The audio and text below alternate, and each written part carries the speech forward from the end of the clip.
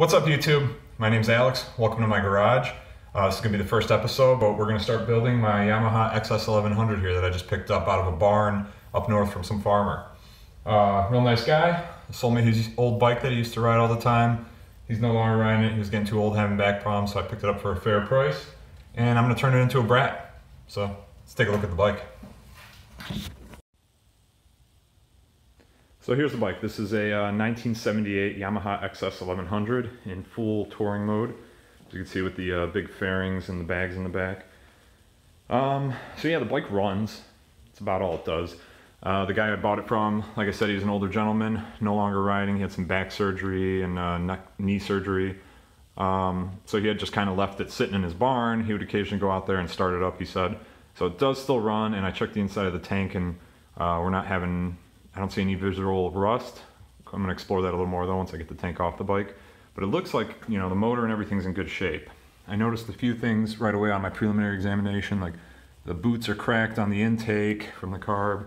The brakes don't work. He was telling me that they were seized up before I came over to look at it. I am guessing that, you know, they got rusty from sitting around, got stuck. He broke them free, but there's no fluid in the cylinder, so I don't know if he drained them to break them free. So those are going to need addressing. Definitely going to need to take those apart and see what's going on in there. Other thing I checked is, you know, I kind of pushed on the front forks a few times, and I noticed there's some oil coming out. So definitely probably need new seals. Get to that down the line. What else did I notice? I mean, I'm gonna have to do all the fluids, oil, everything. It's not a radiator. I feel like there's a little bit of oil buildup over here, so might need new gaskets or something along those lines. Pretty much anything rubber, plastic that's, you know, necessary to ride the bike is gonna need to be replaced. As far as design, I'm probably gonna go a Brat style with this, you know, flat seat in the back, tracker bars up front, lower it a little bit to get that nice clean angle, clean out the electric area, build a tray underneath for all the electrics, different lights, get rid of all this big old 70s crap. I know a lot of people aren't going to be happy with that because people like these bikes in their stock configuration, but you know, it's a project bike for me, so I want a certain style, certain look, something a little cruiser-ish, enjoy myself with. I've got a CVR 600RR that's over there hibernating for the winter.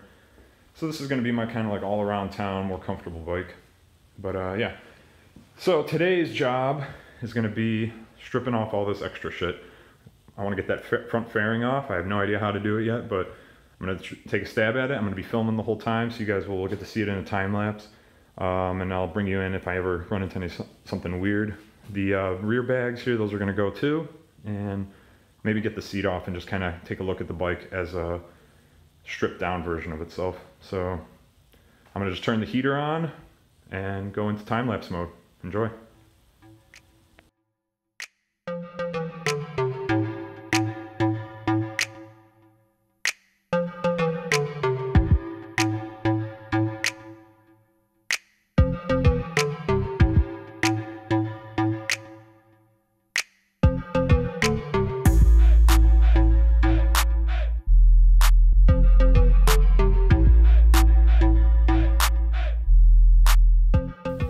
Alright, so I'm running into a little bit of a problem here. The front fairing is, I got all the bolts down except for one.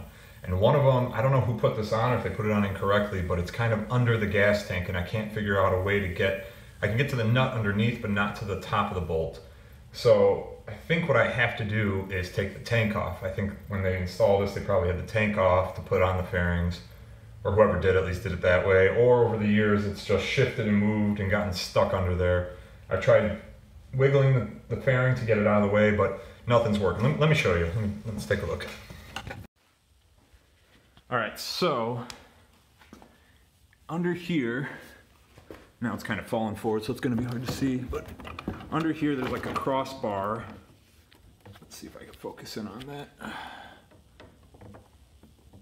So under here is this crossbar, and that's what holds the fairing up. It kind of goes over there and the fairing connects to it. And on this side I was able to disconnect it completely. You can see it's all loose. And then on that side it's still got one bolt holding it on. And that one bolt I cannot reach is under here, man, you can't really see it, but it's right there, right over here under the tank is the top of the bolt. The nut I can get to underneath, right there, but the top of the bolt, I don't know if you can see it right here, is just under the tank, and there's no way to get a ratchet onto it or a wrench. I can kind of pull it out, but not enough to get the wrench on it, especially without damaging the tank, which I'm trying not to do. So I think what we have to do is take the seat off. And again, I have no idea how to do that. I've tried putting a key in here, seeing if this unlocks and it flips up, but it doesn't. Could be that it's held down by the bags. So I think what we're gonna do is jump over to the bags. These look a lot easier to take off. So I'm gonna set up the camera for time lapse, and here we go.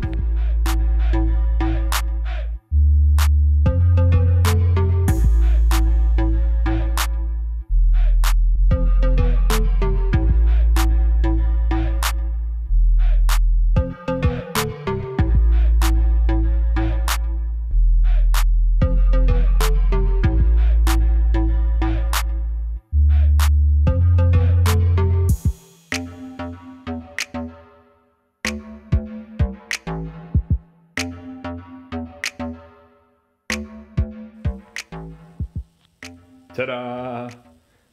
Got them off. Whew, that was a bit more of a job than I expected. So I was right about the tank having to come off. Well, maybe I could have gotten it off without taking the tank, but it's a lot easier by just kind of lifting the tank up, and then I had more access to that bolt. So once I took the rear brackets off, which was a pain in the ass, not so much because, you know, I was lucky none of the bolts were seized or anything, everything kind of broke free easily. The biggest issue was, over the years, probably looks like, you know, some of the bolts had fallen off while riding, and they just replaced them with whatever they had sitting around. So I was running back and forth to grab different sockets to make this, you know, work out. So I got all that taken care of, pulled those off, and then the seat, I was right that it's not, this lock does not control it. That lock is specifically for just locking up your helmet or whatever, to this little key ring here. So that wasn't it. So there was basically two bolts connected to this part of the frame right here. And once you loosened up those bolts, then you could just slide them over, and then the seat just popped right off. So it was pretty easy to take off. But again, mismatched bolts on both sides, so I had to grab different sockets for each side of it. Once I had that off, then just your typical tank bolt right here. Just your typical tank bolt right here. Sorry, my camera's having trouble focusing. And then, you know, I just kind of lifted the tank up, slid it back off its front rubber mounts, had access to that bolt, took it all off, and everything kind of came free. So now we have a motorcycle. Now it's looking like a bike. And I'm noticing a few things right away off the bat.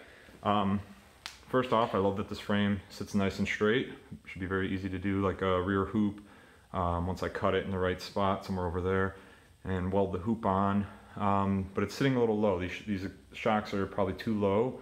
You can see the way the mudguard comes over it, that, you know, I'm probably not gonna have enough clearance if I do a rear hoop if I use these stock shocks. So I wasn't planning on using them anyway, but I'm definitely gonna have to adjust to get the height up, which I think will kind of give the bike a, you know, more aggressive stance with the rear up a little more. It'll kind of boost it up, and then if I can lower the front maybe an inch or so, should give us that nice stance that I'm looking for, at least. So that's one thing I noticed right off the bat. The other thing is with the seat, I wanted to go with a very low profile seat, but I have this breather hose coming off the tank.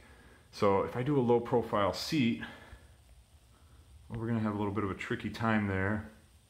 I don't know if I can cut that and weld it off and relocate it, or if I'm gonna have to do something trickier, do a seat that goes up over it.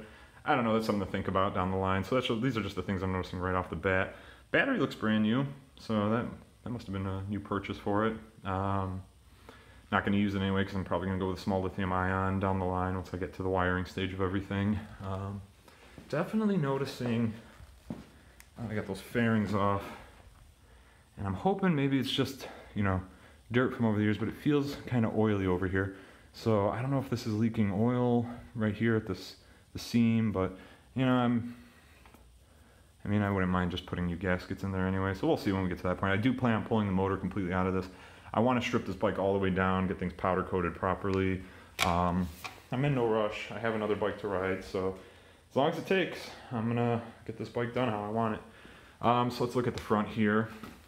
So to get the fairings off, you can see this bar is mounted over to the triple tree. and that's kind of the main brace that holds the fairings up. It comes down here and around the side of the bike where they're mounted up. And also you have this piece that kind of connects lower to it and connects to the bottom ones and is more support for it, as well as that was supporting those these lights. And you can see those there. Those lights were being supported by that bar. So still got to remove those, but I got this wire running under the tank, so that might be for a day when I want to take the tank completely off, but I got to drain it first. Once I get that off, then I can pull these lights completely out of there. This top bracket I'm probably just going to take off tonight real quick. It just looks like it's just 2 bolts. Under all this wiring mess, there's 2 bolts on the triple tree.